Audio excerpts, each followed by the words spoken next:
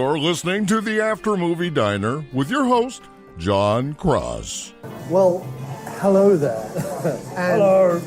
And you find us this week on the After Movie Diner in a hip, dark, candlelit groove town of Soho. Well, it's not that bad. In New York. It's half empty. All right, it's got trees in it. It's got trees in it covered in Christmas lights.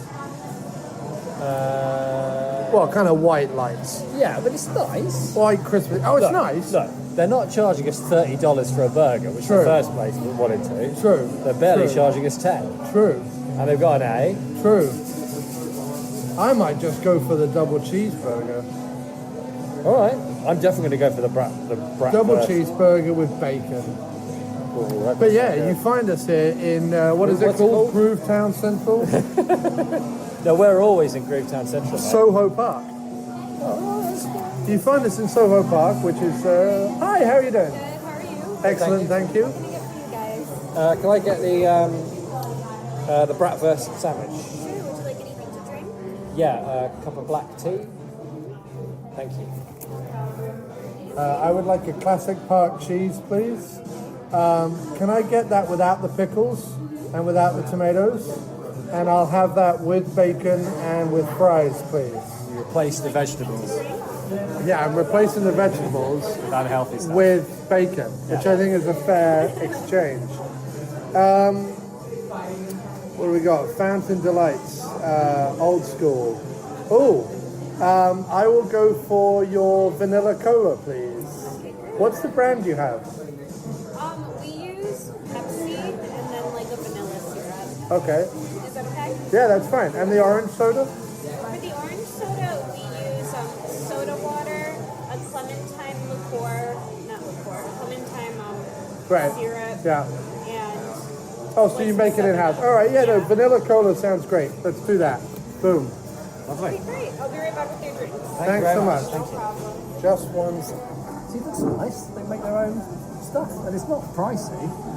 That's awesome. Given that nowhere around here is apparently open, All right. restaurants are too good to be open for people that need to eat. Yeah, we literally went into another place that had literally 8 a.m. to late, right? So we're like, late. That's at least 11, at least. Yeah. Late in this city. The city that never sleeps. The city that never sleeps. Late should be tomorrow. Right. Late should be never closes. Late should be when the So we sun went comes in out. at 9:10, a perfectly reasonable time to be having dinner, one feels, especially post This is hardly movie. outrageous, yeah. And they were like, actually, we're closed. We were like, well, sod you then. We're going to go off to... Fuck off, we know the likes of you in We're here. we're going to go off to Soho, Late eaters, we don't want you. Soho Park, and we're going to groove the Your night money's away. no good here. We're going to groove the night away in this hip little bistroette. Well, I like it. It's nice. It's and got- I like it's that there's a got- bratwurst sandwich for a tenner and a cup of tea. It can't decide whether it's inside or outside. It's got ivy down the walls. But no, in all honesty, I do quite like it. We are, however, having a candlelit dinner. We are. Having just been to the Roxy Theatre. Yeah, which is very cool, and I hope we get together again. Yeah. What, and have another date, a second date? Yeah, second date at the Roxy Second date Theatre. at the Roxy Theatre. So the Roxy Theatre, far from epoxy theatre. Nice, nice. The Roxy Theatre, which was very nice, it's just been renovated Yeah, I think so. I believe- It all looked very fresh and new. because we were The whole place looked fresh and new, didn't it? The whole hotel. right. Like a But little we jazz weren't bar we? and- Where were we down here before? Was it Film Forum? No. You know, I met somebody. Well, no, we were down here before though, walking Yeah. around, and we were like, "Oh, the Roxy, let's see what's on there," and it was like closed for renovations. Oh, that's right. And a few months later, I was seeing a friend of mine who was staying at a hotel near there, and I saw it, and it was still under renovation. But I remember being quite excited. Perfect. Thank you so much. I remember being quite excited that, that it was open. Right. You know what I mean, it was because like, you walk past enough cinemas that are shut and they're never going to open again, or they've been turned into a, I don't know, bingo. Well, no, not a bingo hall. That's very much England. Right. What are they turned into here? I don't know. We'll have to see. Landmark closed Well, down no, on I- Houston, and that's an old theatre. So, but I feel like it's being turned into offices and Yeah, shops. I like mean, it's probably like, turned knocked into down. a. Well, in San Francisco, when I was in San Francisco, there was an old theatre that had been turned into a car park. Wow. Yeah. And there's another one like that, I think, up in Detroit or something. Like there's an old theatre, and it's still got the ceiling, Like you can drive in it and stuff, but it's still got like the mad ornate like turn of the century ceiling, but it's a car park, which is bleak.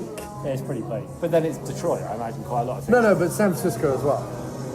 What? Isn't quite a lot of San Francisco quite bleak as well? Yeah. But in a kind of, it's bleak, isn't it? But bit groovy. Foggy. It's like groove bleak. You add fog, Yeah. right, to bleak, Yeah. and what you've got there is atmospheric. Well, no, You've if got you, moody. I think what you're forgetting is if you add arty white people with money, like us.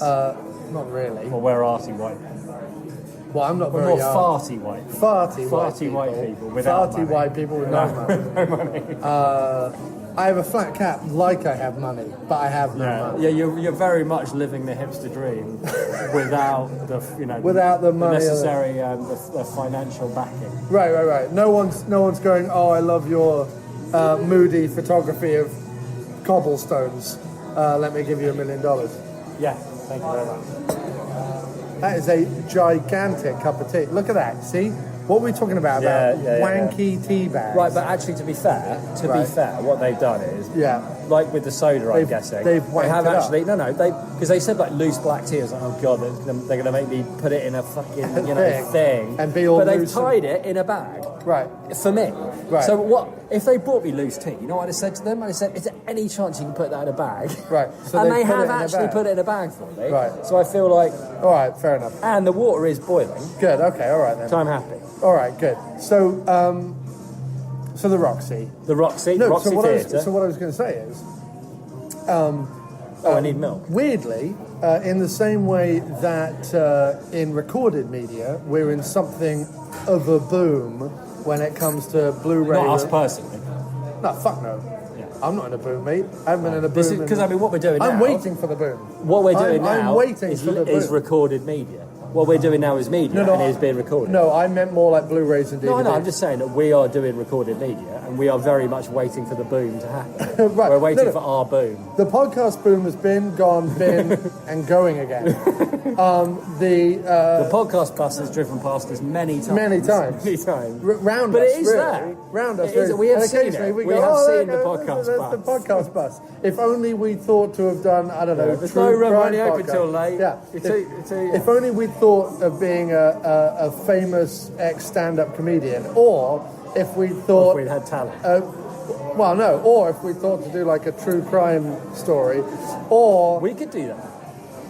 You and I could do a true crime film. Yeah. Sorry. Yeah, but so, the Roxy. So what I was going to say... boom of recorded media. Kate interrupted I was me, reminding you what you were saying.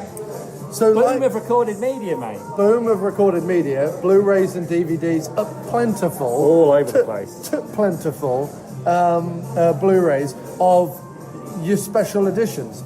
Special editions. And of all different shapes and sizes, both sides of the Atlantic. No, not sizes, because that wouldn't fit in your Blu-ray player, would it? It was like an extra. It was like an LP-sized Blu-ray. No, not the Blu-ray. The packaging is very often all shapes and sizes. Is it? Yeah, no, it is. Yeah. Is it not mostly the same? No. Really? There's steel books, there's slip covers, there's special editions that are in boxes. Yeah, all right, fair enough. There's ones that come in Fair a enough, giant mate. zombie head. Fair enough, mate. There's an Amicus Blu-ray set or DVD set that comes in the shape of a coffin. What was the zombie head one you bought? Walking Dead season 4 or 5, I think. Okay. Was that the last one you liked? No, I just like the zombie head. Okay, fair enough. What was I talking about? Again, The Roxy Cinema. But in New York... You act, by the way. Like, I interrupt you and throw you off. But what happens is, you meander, do you know what I mean? You meander horribly, and then you go, oh, where was I? And I remind you, stop interrupting me. I said... But I'm reminding you of where you were. Because I said Blu-rays of all shapes and sizes, and you were like, well, not sizes, mate, and then we went down the whole thing. Well, that's banter. That was you. That's banter. Yeah, That is legitimate banter. If you mix banter with derailing, so Bant railing? bant railing.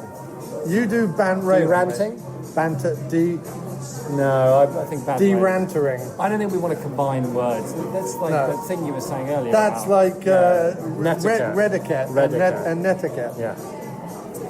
Because apparently if you have etiquette on the net, it's netiquette, which is enough to make me want to punch someone in the face. Yeah. So anyway, much like recorded movie media Blu-rays are having somewhat of boom right now. Right. So mini boom. are a click boom. I don't know what that means. So are retro houses / art house cinemas in New York. Well, you think about it. The Anthology Archives is expanding. The Landmark just moved to big plush digs on 57th Street the Landmark with moved. more screens. We got an Alamo Draft House finally in the 5 boroughs. Film Forum is also having a big redo. What I like about we got Metrograph open, Quad reopen. Come on, something of a boom. We can't go to the... No, you're right. That's IFC Centre still chugging along. We can't go to the Metrograph until they change seats. IFC Centre very rarely have any good films on. Quad does some great series, but it's all during the day though. That's the problem with the Quad. Hang on, I have to get milk. I've been waiting for one of them. Go get milk and then come back. Why don't you talk about... No. Say that again, Chief. They were genuinely flabbergasted by my request for milk. They didn't know where to put themselves. They didn't even have, they were searching for a receptacle to put the milk in. That's how puzzled they were by the whole affair. Yeah, it's kind of odd, isn't it? Who drinks black tea with milk? I don't know. Well, I mean, we drink... That's the problem with your big tea bag right there. What'd you just do, dude? I just dropped it. Why'd you do that? Now we need a napkin. Well, I didn't do it on purpose. Oh my goodness! Now I have to go get a napkin. I'll go get a napkin. Go get a napkin, Jesus Christ! Can't take him anywhere. Now all I can do is smell tea. This will be riveting podcasting, mate. This right here. Sorry, it's just like the tea bag is the size of a zeppelin. Right, but if it's in a delicate transfer. No, I agree with you. This is my problem with the attempts to be different. Just give me a mug and a fucking Tetley's. I know. Just give me a mug and a Tetley's. Oh, I know. None of this wank needs to happen. No. All this without wank. a saucer now. Sorry. You can mop up the saucer. No, I mean, because I've got to put the bag in something, haven't I?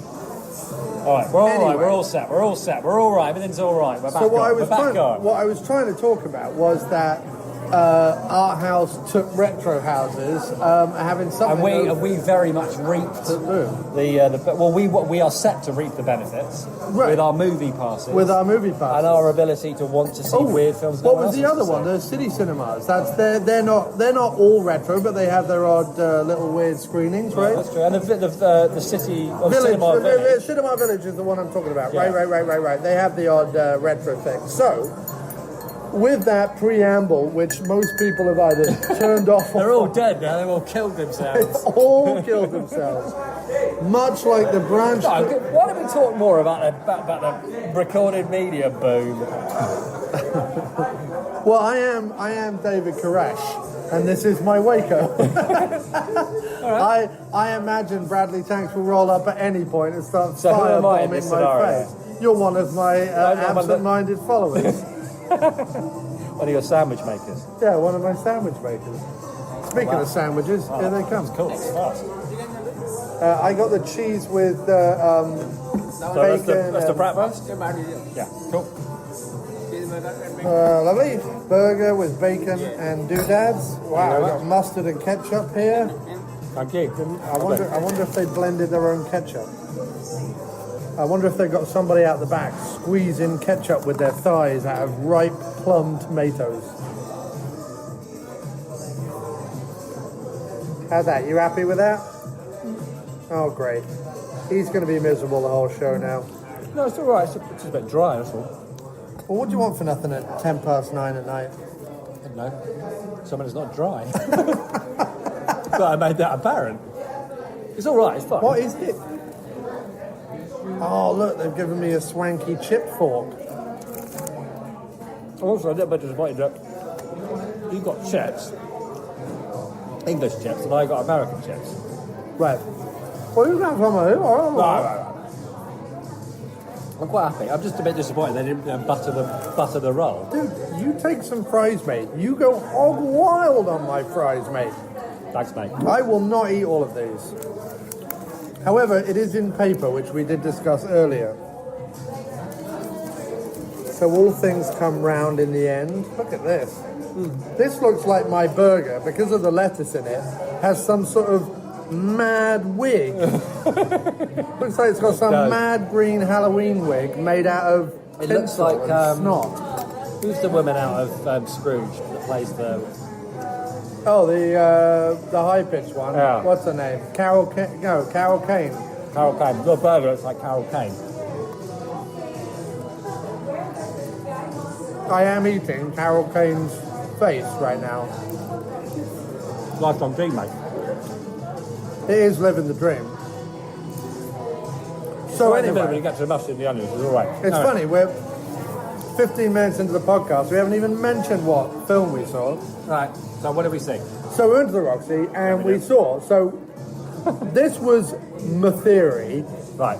My theory was this, Right. that everyone else, Yeah. especially nerdy white guys in their 30s or 40s as you are, I just wanted to get that dig in there. Thanks, mate. Nerdy white guys in their 30s who So like us. movies.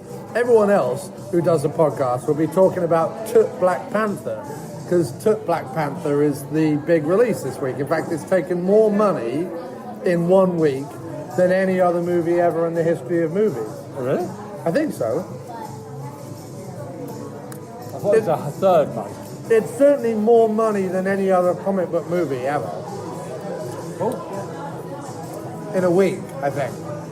Cool. Not over time, Right. but in the first week. In the week. It's all great, lovely. thank you. Very much. So,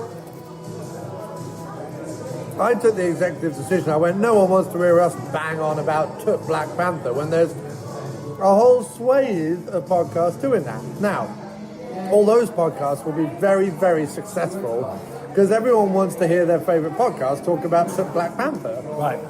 And people are Are we probably... anybody's favourite podcast, though? Yes. Yes, we are, mate. Yeah? We got a comment from an Irish nurse, which I'll read at the end of the podcast, Okay, cool. that said, we make his life better, mate. Well, that's nice, isn't it? We should try and do better shows then. Why?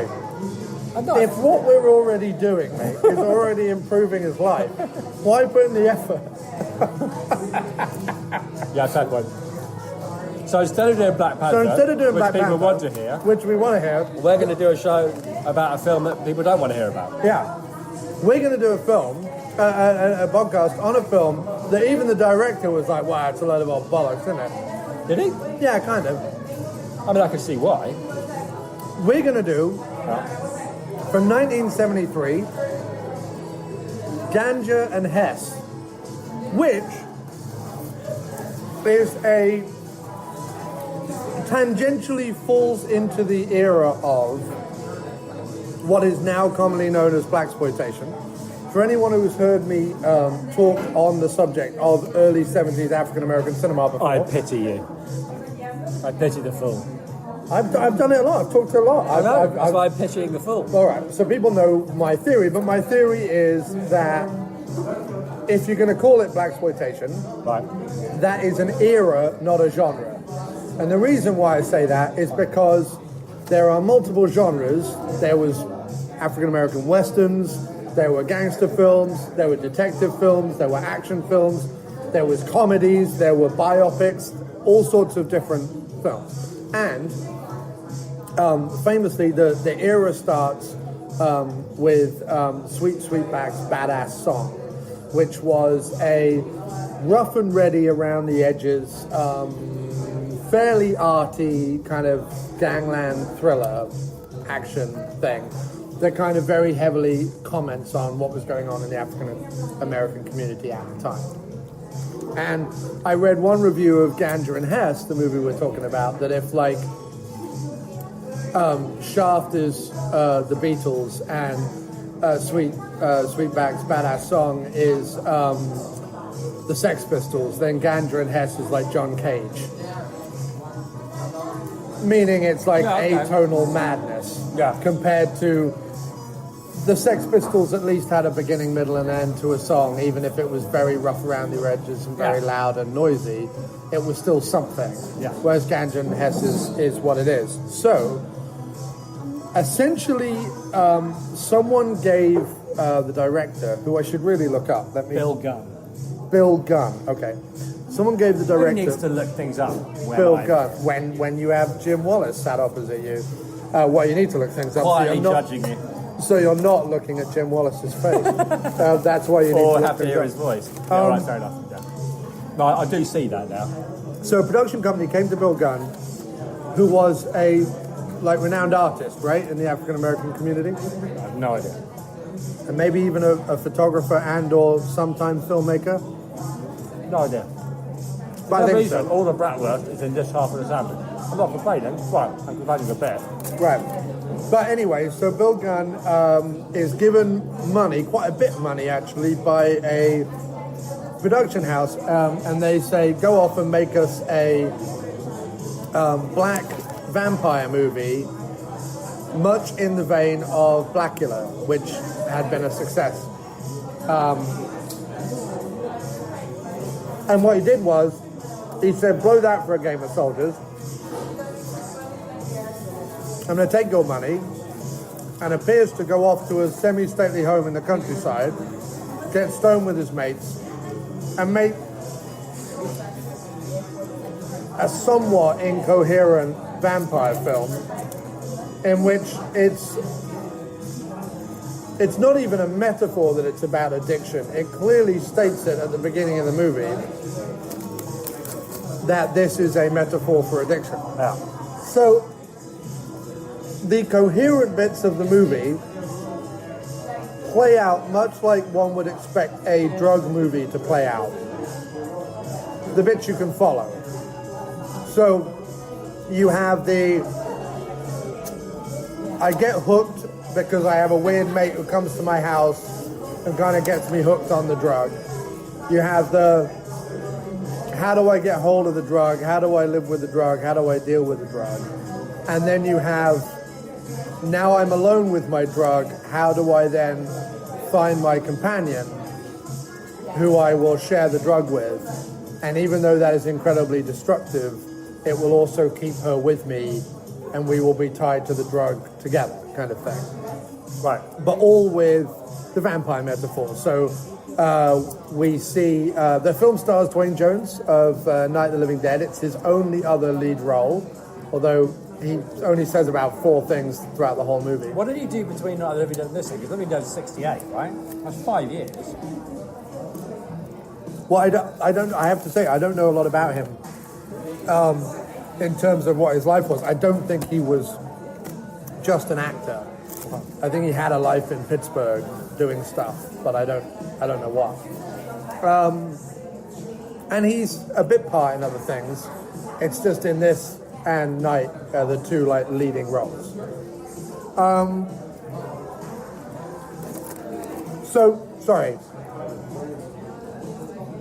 We see him initially trying to get blood packs from the doctors, so steal blood packs from the doctors. We see him prey on crash victims. I mean, we don't see it explicitly, but we see his Rolls Royce pull up to a crash site at the beginning of the movie. The guy says he's addicted to blood. We see him frequent prostitutes and kill prostitutes for their blood.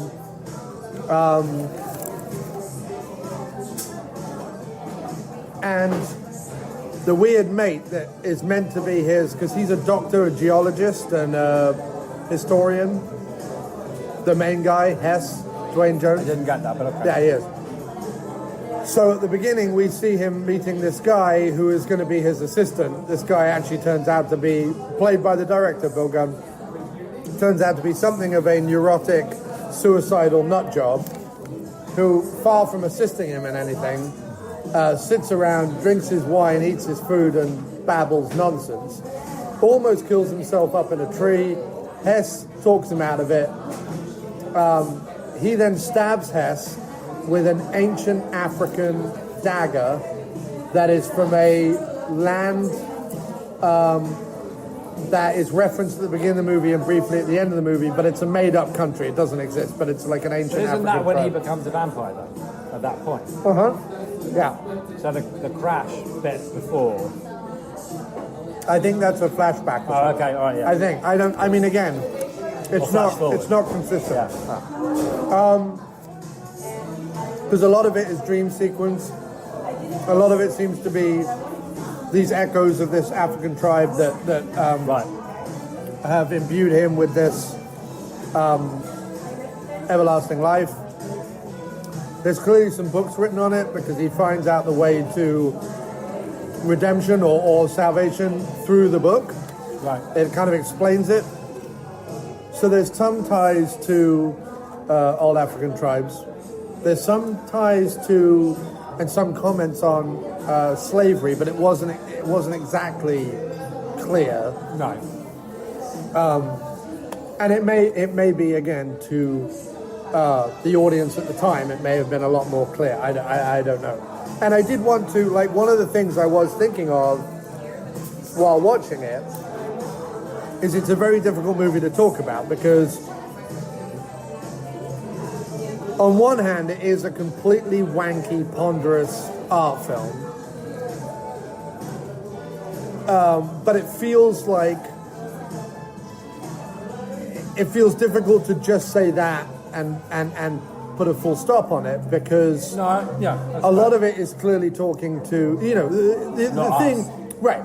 The thing when reviewing any blaxploitation or early African American cinema is that it's not made for us. It's not, and it certainly wasn't written by us or our community or anything like that. So it's definitely, I think it definitely opens the door to it, and I think it definitely allows us to try and understand and try and empathize and try and be immersed in the culture somewhat. But at no point do I ever think that it was, made for me, intended for me, or anyone gave a shit what I think, right? 110%. And also, I think it's unfair to dismiss it completely out of hand as a wanky art film because there's as much going on in it as... No, I agree. I didn't think it was as an earlier, better Jim Jarmusch movie. There is as much going on in it as there is in George A. Romero's Martin, which is another... comes out 5 years after this, but is another very art house take on the vampire mythos.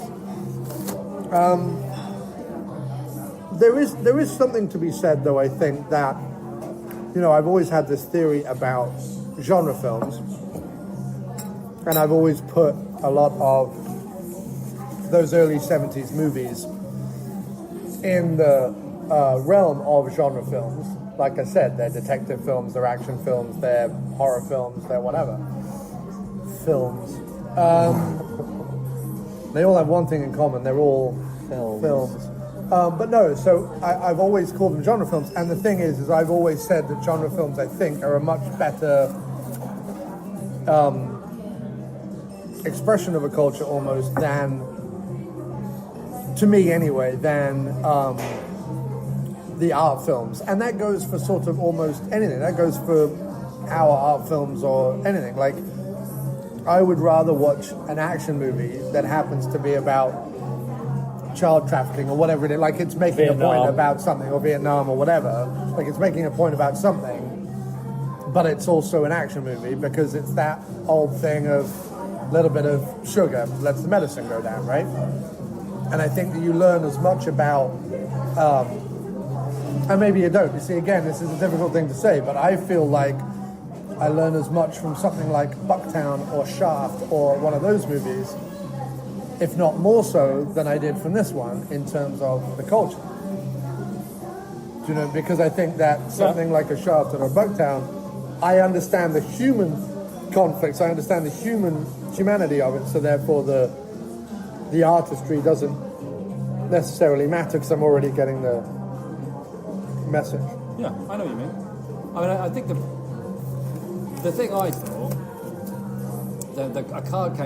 a card came up right at the beginning of it that said he made a 113-minute movie and it was cut down to 78 minutes, but we painstakingly restored it to its original whatever. And you're thinking, cool. The man cut down the director's vision, into tatters. I mean, 130 minutes to 78 is not like, could we just trim a bit of fat? 113 minutes. 113 to 78 is no mean, that's a lot of minutes to lose. Right. And you think he's got to be like a totally different movie, basically. Brilliant. And then after the first 20 minutes of this movie, I thought, I wish I was watching the 70-minute version. You know what I mean? Because there is a story there, and there's quite a few times when I was watching it, I did like get hooked into it again. Yeah. Like, and I cared about them and what they were doing, and it was kind of cool and neat, and the visuals were interesting, and I liked what it was doing, and the music was unbelievable. And but then like it would just scenes would drag on, or shots would drag on, or they'd have pointless conversations. No, they didn't even have conversations. Like people would just talk for 5 minutes and then they would cut to something else. But I would like, because whatever reputation it has, right? This was painstakingly reproduced by Strokey Beard people at a film museum, presumably relatively recently. But that means anybody who's ever seen this film up to that point has only ever seen the 78-minute version. No, there was a 110 version. There was a director's cut put out about 10, 15 years ago as well. Fine, but whatever its initial reputation is. Its initial run. But it wasn't... weirdly, the audience at Cannes saw the full version and gave it a standing ovation. Oh, wow, okay. So but the audiences on 42nd Street that saw the 80-minute version... Yeah, we're doing great, thank you. Saw the 80-minute version, were not... They were they were not impressed because, all right, fair enough. Well, but this is the theory, right? So if you go into the movie expecting Blackula or even Scream or whatever, you go in expecting the kind of genre films they were showing on 42nd Street, and you get this movie, even the 80-minute version of it, you're going to be disappointed. But if you went in going, I'm going to see this mad art house exploration of my culture, my religion, addiction, etc., then you might not like it, but you might at least be like, well, I got what I went in expecting. Yeah. And I think that's the thing, is that to me it was like this, in a weird way. If you like the Beatles and you listen to the White Album, you have to, as a rite of passage, listen to all, whatever it is, 12 minutes of Revolution No. 9 or whatever, right? That you have to listen to that at one point. But you only ever watch it, listen to it the once, right? It's like, just the once you listen to Yoko Ono's version of Plastic Ono Band. You always put on John Lennon's version, but just once you put on Yoko Ono's version, right? Because you feel at some point that to be, when you're a teenager, you understand that there is this, in the Lennon-Yoko Ono dynamic, and I'm picking that because it seems to be the most convenient metaphor in a very kind of middle-class white English culture. It's fine. But you're aware of what she is, right? And you see in documentaries, whether it's the Imagine documentary or whether it's the anthology or whatever it is that we watched growing up, that you're like, there was something there. She wasn't just, everyone laughs at it, people are like, why is she screaming over the music and da-da-da-da-da. But she was a renowned artist in Japan. When she came to New York, she was very heralded and da-da-da-da-da. She was a great speaker on feminism and on the civil rights movement and all sorts of things. So there's something there, whether you want to engage with it or not. And so there was a period of time where you engaged with it. Now, I don't know that I ever got anything out of it, and I don't know that, again, it's even for me. But you engage with it, and you sit there and you go, well, I've got to try and penetrate whatever this impenetrable rubbish is, right? Because it's all too easy to dismiss it as just nonsense. Right. That was a bit like this for me, in the sense that it would be all too easy to dismiss this movie as just garbage, amateur-made garbage. Even though, to some extent, it is. If you were given $30,000 or whatever he was given to make a vampire movie, if someone took my money and did this, I'd want his fucking legs. You know what I mean? And that there is a certain, on one hand, the arty teenager in me goes, yeah, he stuck it to the money man and made whatever he wanted to. But on the other hand, I'm like, yeah, but they gave him fucking 30 grand and this is what he gave him? Fuck that, But I decided very early on, when I realized how it was going to be and just how mad it was going to be, to really engage with it. It's sometimes you have to put yourself through that, whether it's running a marathon or whether it's sitting in church or whether it's whatever. Sometimes you have to sit there for 2 hours and do something that you don't necessarily want to do. And you either sit there for 2 hours and a half and sneer at it or dismiss it or look at your phone or whatever it is, or you spend the 2 hours and go, well, I'm going to try and engage with this as much as I can and get something from it. So what was very interesting to me was, for example, the last section of the movie, and it is touched upon at the beginning, but the last section of the movie, there is a big scene in a gospel church. And there was a lot of, religion going on and like talking about praising the Lord and the Lord's going to save you and da-da-da-da-da, because essentially he goes in to kind of get absolution or redemption or whatever it is before he goes and kills himself, because the only way to kill himself is to hug a cross or run through a field or whatever it is. So one of the things I tried to find in it,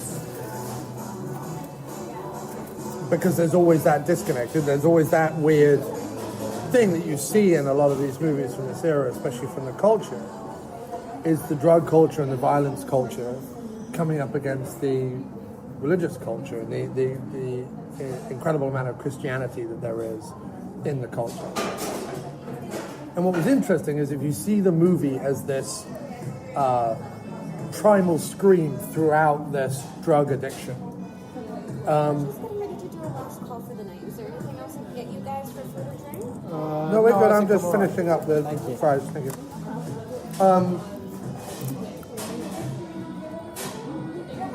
That the idea that religion or something as enticing as that Baptist gospel religion that's full of like noise and rhythm and music and life is, of course, that would be a refuge. That would be a place to go. That would be a enticing prospect. That would be somewhere where you would feel a safe haven versus the nightmare of your like day-to-day life. The only problem I had with that bit was having. It was very noisy. It was too loud. I'm not an old woman. I'm saying the problem I had with that bit was that I went, have I just sat through an hour and a half long arty like Christian movie essentially, because he drinks blood, but it could be alcohol, it could be drugs, it's not clear, but certainly something that he has no control over, and it like hurts the people around him. And he drags somebody else into that life, right? The women into that life, and then they become like, they're happy, but equally he then he drags her into the actual, drug addiction part of it. Well, on one hand, she's really drawn to him and excited by him. Right. But anyway. Right. The point is that then all this ends up with them going, the shadow of the cross, is the thing because there was a neat thing in the beginning of the movie that I really liked, which was the idea that vampires have been walking the earth, since the dawn of time or whatever. Yeah. But if the only thing that can kill them is a Christian cross, and they've been waiting for Christians to be born, basically. They've been waiting for Christianity to exist before they could finally die. Right. So that was kind of a neat idea. Not terribly really explored, but it was still a neat idea. Anyway, so then, he's reading his books, whatnot, and there's all this, like, only in the shadow of the cross, blah, blah, blah, blah, blah, right? And that was all fine.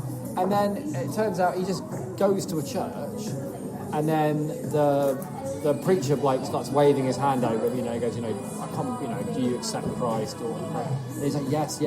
Okay, so he's addicted, he's having a bit of a rough time with it, no question. He goes to church, and he's like, he sees the light, and he accepts Jesus into his life, and that's what kills him. But, the old him allows him to achieve salvation. I mean, there's even a bit of him running through a field, afterwards in slow motion with the shirt off.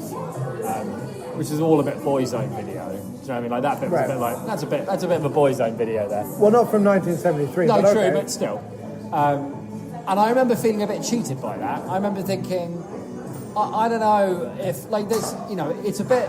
Yes, it's a bit like, can we crack on with it? Right. And a bit like nerdly and noodly, and a bit like let's cut to another let's cut to another vague story about But it's something also- or other. But that's all fine, and, Right. and there were, and there was a mood, and I got what it was trying to say, and I was just disappointed that it all ended up with what seemed like a pretty obvious metaphor for, people being saved by Jesus. But I it was don't- it was borderline preaching, and I remember thinking, that's weird. But Why am I being preached at about how Jesus will save me? Well, you could Jesus will not save me. Jesus will save nobody. you can definitely take it that way. Listen to and what Jesus says. You'll be better off than you were. Right, but you can definitely take it that way, and that's a way to take it. I think that. But I thought it was obvious. I didn't think it No, was... no, right, and there was definitely a part of me that I'm like, oh, right, okay, that's it. But I think if you, so two things strike me about the Christian symbolism in the movie and the scenes. The first one is the idea, and you were saying about they couldn't be killed until Christianity was invented, or at least spread. Invented. If you're on the African continent, obviously it's the missionaries that show up. So the end of the last century, end of the 2 centuries ago, and then the beginning of last century, and sort of bring Christianity to that continent, rightly or wrongly. So there was a nice comment on that, this idea that it was a tribal ancient culture that then was sort of bombarded with the sort of seemingly modern Christianity or whatever at that time. And I think there was, and again, this is where I have to say, I'm trying really hard to get something from it, but it's definitely not written necessarily for us. But I think there's a comment on that idea, the idea of the white man bringing that religion to that culture, and where that ends up. And I think there's that. But I also think there's the idea that, like I said, if you're a drug addict and we have the luxury of not needing religion, is what I'm saying. Right? Yeah, okay, fair point. Meaning... No, because one thing I remember from...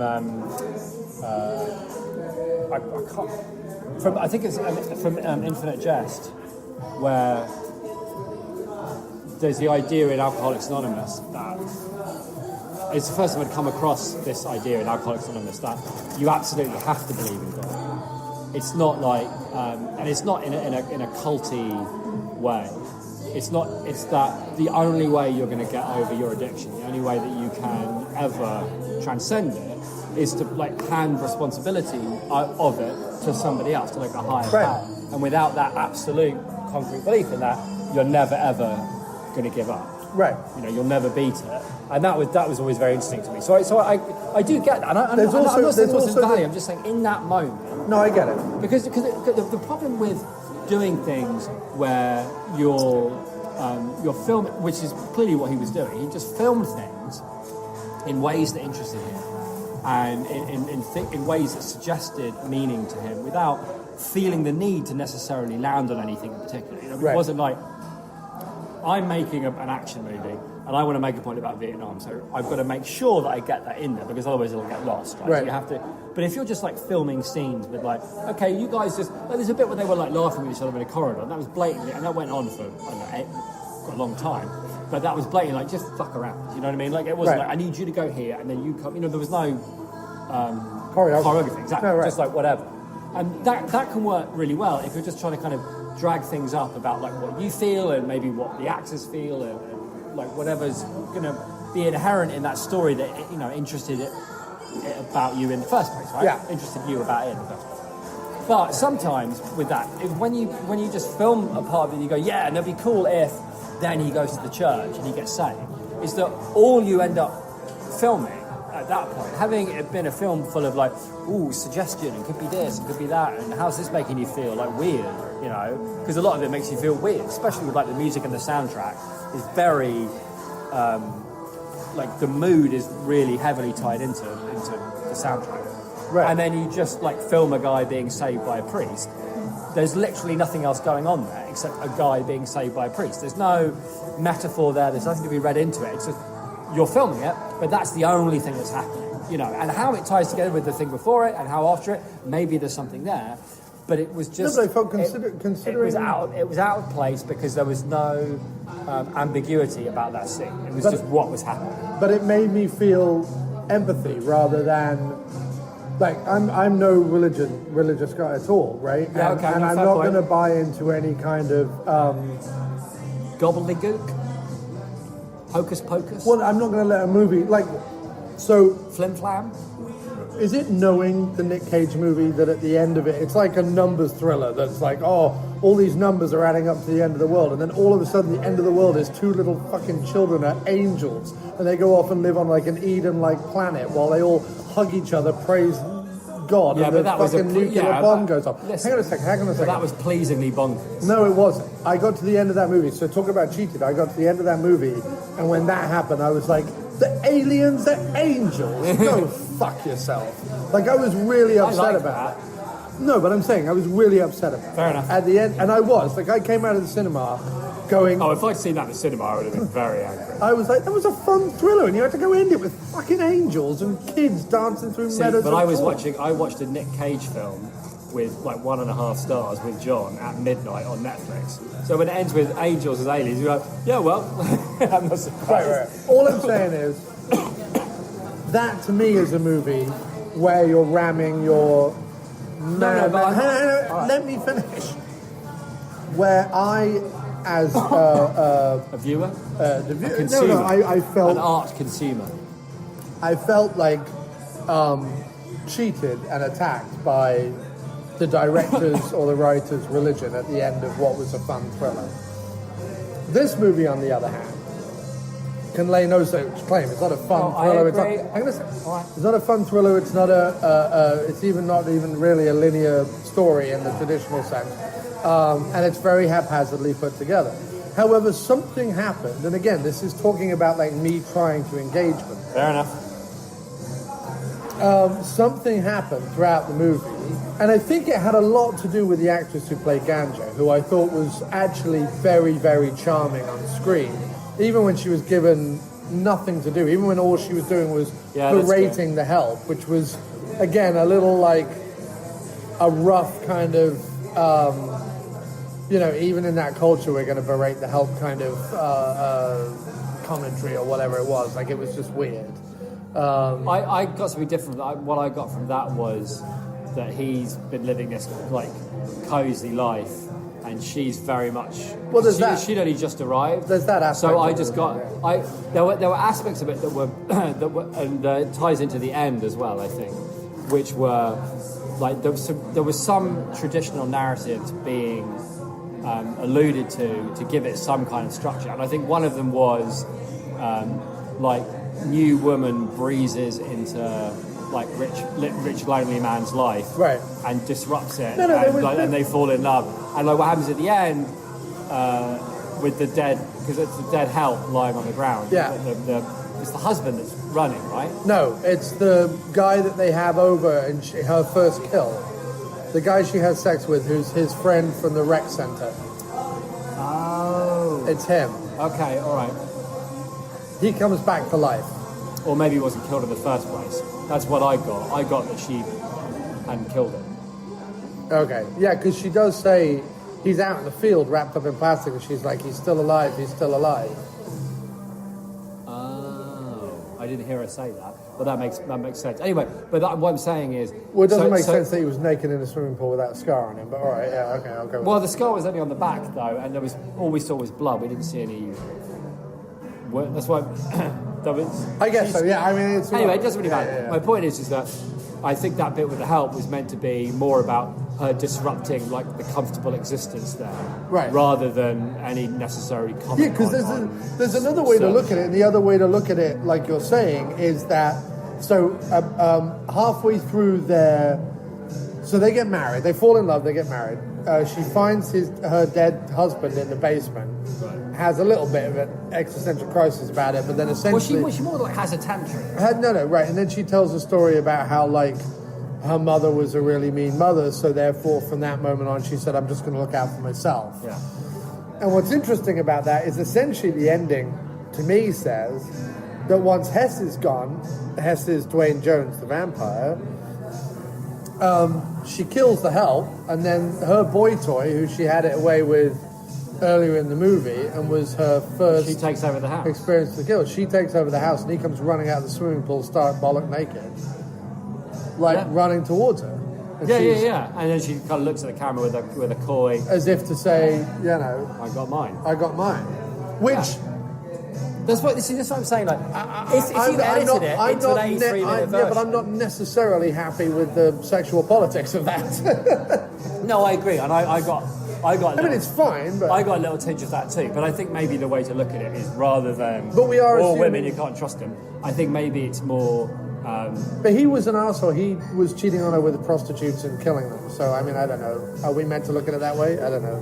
I think the way we're meant to look at it is that he didn't give her any choice, really, in Becoming a vampire. turning her into a vampire. Right. And he, she wanted to die, And he did it for selfish reasons. And right, but I think that her taking over the house is just her getting what's hers again. I Right. don't think it's necessarily like But there's lots of raw stuff going women on. thing. Yeah. No, I know. No. But This is my problem, though. You see, But I got the same. But I got the same thing. I got when she looked at the camera, I was like, "Oh, really?" Like the moral of the film is, women are slippery and can't be trusted. Yeah, no, I just, I get very cautious about wading into these films. I agree From a because cultural standpoint, but because I'm not especially- entirely especially sure all in the time. this particular movie, it's supposed to be like, it's supposed to be stirring up your, subconscious and your unconscious. Of course. It's supposed to be No, mucking around in there. because don't get me wrong. And getting you to feel certain things. And if you feel like, not alienated from it or whatever, but it's sort of like, I don't know, you could watch an all-lesbian art house film noir and it could, and it would be very like, or in a similar art housey, floaty, let's dredge up there. And you can sit there and go, yeah, I see what you're doing here, film noir lesbians, but I can't ever maybe engage with it in Right. the way that you want me to, because one of the things you're attempting to explore here is, Right. being a lesbian. Yeah. Which I am not. Right. And I can go, oh, that's interesting. But also, by the same token, and I have to say this, there is also a part of me that goes, it's a movie that has human beings in it. We're all human beings. That's true, in it. but Hang it's on a minute. not, is it? It's not like... No, I'm just saying there's a part. So therefore, I shouldn't be worried about critiquing it or talking about it or liking it or not liking it, because at the end of the day, it's a bunch of people. However, you're right, there's... In this particular case, it is supposed to be more of an artistic examination of, addiction and, I don't know, love. Well, addiction, I suppose. Love is a kind of addiction. Religion is a kind of addiction. So, addiction in the Black American community. Like, they're not making any bones about it. Like, everybody in it, everybody who speaks in the movie. Except the guy who comes up at the beginning. Oh, at the beginning. And which I introduces don't really it, like, understand kicks what off. that was, but he kept coming back in masks in dream sequences and things. I guess he's. But if I had to say, And he's at the wedding as well. I just assumed he was the man. Right. You know what I mean? Like just like the guy watching over everything. Right. Like kind of that feeling that we all have of like that there's somebody higher up, Right. and just like richer, who's just Right. like mucking around with our fates for their own amusement. Right. But it's interesting because there's a lot of the movies made in that era where the lead protagonist is not exactly wealthy, but certainly wealthy in comparison, but still is fundamentally tied and aware of like where they came from or how they got there or whatever, which isn't fully explored in this, but except that we see him both in his country estate and the urban environment. So there's kind of like little bits here and there. But I mean, so overall then, because I feel like it's like with all art films, it's sort of one of those things where you could dig forever into it, and it's not necessarily a movie that I would recommend anyone. I wouldn't recommend. I mean, I tell you what. Chase out. If I was going to do anything with it, if I was a groovy hipster, right, who held rooftop parties, and I wanted to project a movie like onto a screen during the party while everybody like sipped cocktails and was like super cool about everything, and I had the soundtrack of the movie, I would probably do that. I mean, I think you could put them. It looks amazing, and it's got like lots of hypnotic images. I don't think it looks amazing, but it looks interesting. Okay, interesting. Yeah. It's 16 mil. Sorry. It's very it looks grainy. interesting, but it's got an amazing soundtrack. I can see, like, if you came across like the soundtrack, yeah, and you were told what the movie was about, you might be under the impression that it was like a super cool, amazing movie. And it's not a super cool, amazing movie. It's an interesting attempt to like explore a theme by a guy who clearly doesn't have a lot of formal training. So I forget what you'll have to remind me. Is it mono?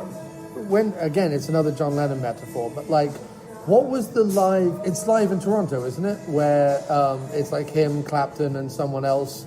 Oh yeah, and he's like completely strung out on heroin, and Yoko Ono goes mad and sticks like the microphone up against the amp and is doing a load of feedback, and like Clapton looks at her as if to be like, what the hell is going on, and like wanders off stage.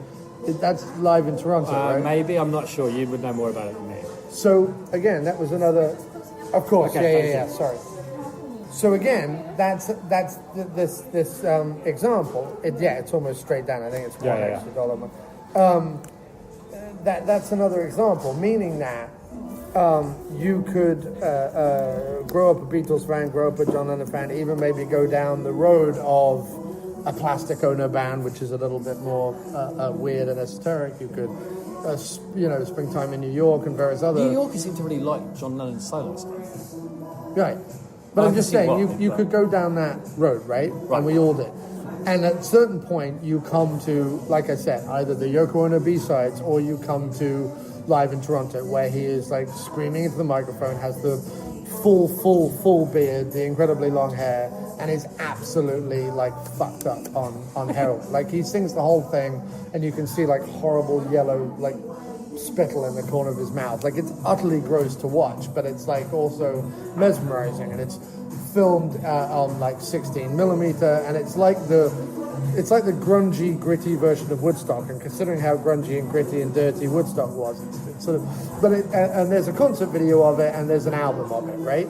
So at a certain point, you kind of get to that, and you go, well, I'm going to sit and watch this, because like this is of its time, and it's of its relevance, and cultural relevance. Yeah, that'd be great. Yeah, just down the middle is great. And I feel like if you're a fan of this era of filmmaking at all, and you've seen your Shafts, your Bucktowns, your, Three the Hard Way, your Foxy Brown, whatever it is, pick your sort of very famous movie of that era, and you've seen those, I think part of you has to watch Sweet Sweetback's Badass Song and Ganja Hess, because you're not fully embracing that era if all you're doing is watching Superfly. You know what I mean? Like, you'll get something from it.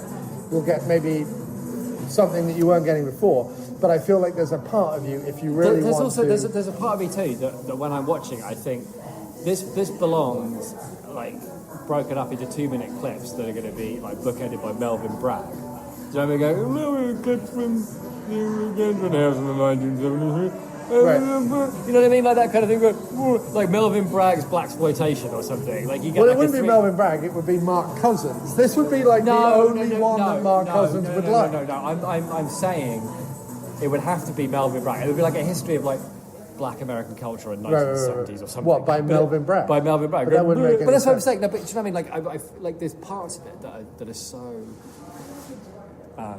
so arty. Right. So. Like, if you just took 2 minutes of it out of context and went, this is Ganja Hess, you'd be like, what a bonkers, weird, right? You know, I mean, parts of it look almost like an installation piece. Do you know what I mean? Like in a gallery or something. So, but it's a combination of, it's interesting, it's a combination of like a gritty narrative film about vampires and religion and a very small. That's you're right. Some looks like an installation, and some looks like a documentary. Yeah, like there's a very early 70s. Like the reason why I kept coming back to it, I know I keep using the John Lennon metaphor, but I think it's a good metaphor. It carries just in the sense that you've got something that is immensely popular and something that's immensely art house living in that same space. That's why I went there. But like when you watch the documentary Imagine, you've got like the glossy 80s interviews where everyone's wearing ridiculous shoulder pads and talking about what a great guy he was and how like he had no issues and blah blah blah. And then you cut to like this 16mm stuff that was filmed around his mansion of him like. Thank you very much. Thank you. Filmed around his mansion of him being like strung out and mad, and you go, "This is such a weird disconnect," and that's a bit like watching this movie. Yeah, no, I think it's a very good summary, mate. Well, thank you very much for taking me to the Roxy, and I think we'll be able to get back there again, right? Yeah, definitely. Is that one yours? That one's yours. I'm having a look. Store copy, so that's the one I want. And 6123, that's me, yeah. But no, you see, the funny thing is while I wouldn't suggest people run out and spend whatever it is to buy the Blu-ray of this, I'll repeat what I said, which is I think that if you are serious about this era of filmmaking, certainly as a sort of cultural touch point and a cultural touchstone, which I think is very, very important right now, in the same way that Boys in the Hood and Do the Right Thing and all those movies that came out in the early 90s were a cultural touchstone. I think just like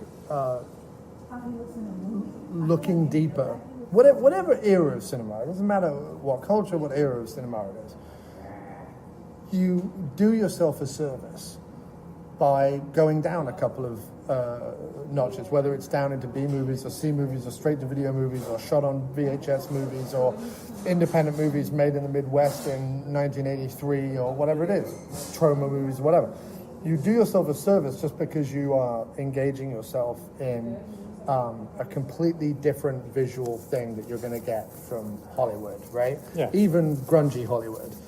And I think that if you are fascinated with this era of filmmaking, you should see it. I wouldn't necessarily pony up whatever they're charging for the Blu-ray, but if there is a screener coming up, or if you were able to find it or if to rent if it for turns up $4.99 on or Melvin whatever, Bragg Presents, I would definitely check it out because I think it deserves to be seen. And I'm actually, although it was a tough watch, it was not something I was where too I'm like, tired, I think. I It took me wasn't too long like to get into comfortable it. or engaged throughout the whole thing. But it will forever remain an important fact that I saw it on the big screen. I'm like really happy I saw it on the big screen. Cool, man. Well, I'm glad I could. I'm really happy I'm we glad had I that could watch it experience. with you. And I'm really and happy hopefully that there'll we're be many able more to come. talk it through Roxy. because I was sort of sat there going, I'm not sure what we're going to talk about. Yeah. Because it's always a weird disconnect, right? I feel like I want to talk about these films all the time, but obviously, like, I'm a middle-class white English guy. Like, what the fuck do I know? So Yeah, but what the fuck do we know about anything? We don't know anything We about do it. not. And to be fair, We've never claimed that we do. no. And we may as well put that as a disclaimer at the top of the podcast, except that it's readily apparent to anybody listening for more than 10 seconds that is in fact the case. That we don't know anything. But before we go, we are, yes, there we go. Thank you. You too. Before we go, Oh, yeah, okay. I am going to read. We got a message from Rick Murray. Hello, Rick. Rick Murray. The subject heading was Podcast Bliss. Oh. And Rick says, wanted to let you know how I dearly adore your podcast. Oh. Two English men in Brooklyn, making me intrigued, fascinated, and laugh with such familiarity. I couldn't face life's seriousness without you. Appreciation from a nurse in Northern Ireland. Oh, that's great. Well, that's really nice to hear because, we just sit around and talk bollocks. And some, because I'm not, I just turn up and I watch and then I talk bollocks. I'm not heavily involved in the posting and the commenting and, all the technical stuff that you do. So I don't really know. It just heads out to the void as far as I know. Do you know what I mean? Every now and then my brother will say, oh, that one was quite amusing, or could you be less dull next time, or whatever. But that's basically John reckons the podcast should only ever be you and me. He says that all the other shows that I do with other people should all be a whole other podcast. Like the After Movie Diner should only be you and me. Well, that makes sense. It does make sense, except that I already break out the interview shows and these shows, and I already make less numbers on the interview shows because they're broken out. If the interview shows were part of this podcast stream, they would be way more popular. Well, but then every time you do an interview, we should just do a movie of that person. Yeah, that becomes difficult though, because rarely are they ever screening. No, but we can just watch them run at your gaff.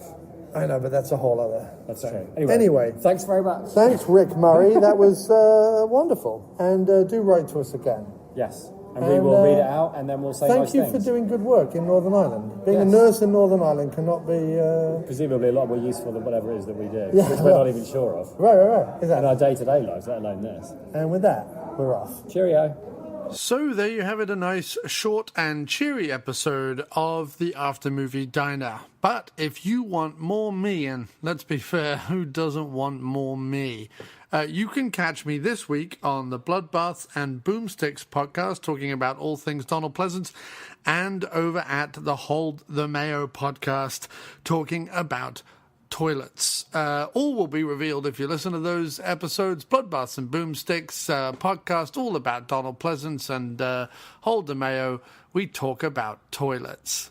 You're listening to the sweet sounds of the After Movie Diner. Support us at patreon.com/After Movie Diner. Or I'll punch you in the teats. Rate and review us on iTunes, Earthling.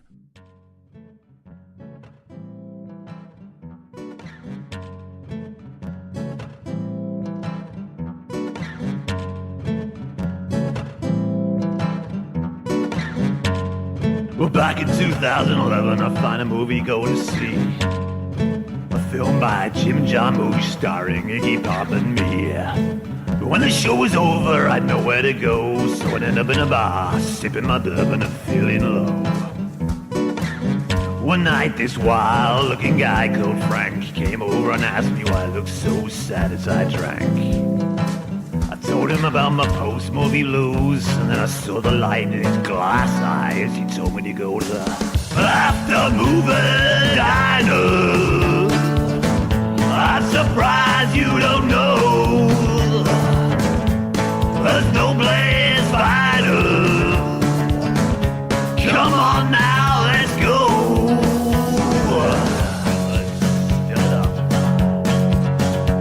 Well, Mr. Jon Cross, well, he's a man with a beard and a man with a plan. Yeah, he is. With Jim and John and Madam Mark, tune into French Cobbler to start. Yes, and reviews, opinions, interviews, comedy and news, Don Doler and his films and George Stover at the After Movie Diner. Now it's 5 years old. There's nowhere vital. That's the place to go. Oh, the After Movie Diner. It's where I go. Oh, that After Movie Diner. It's one hell of a show. I just kill that rattlesnake with a skillet pan and put it under Jim's new hat.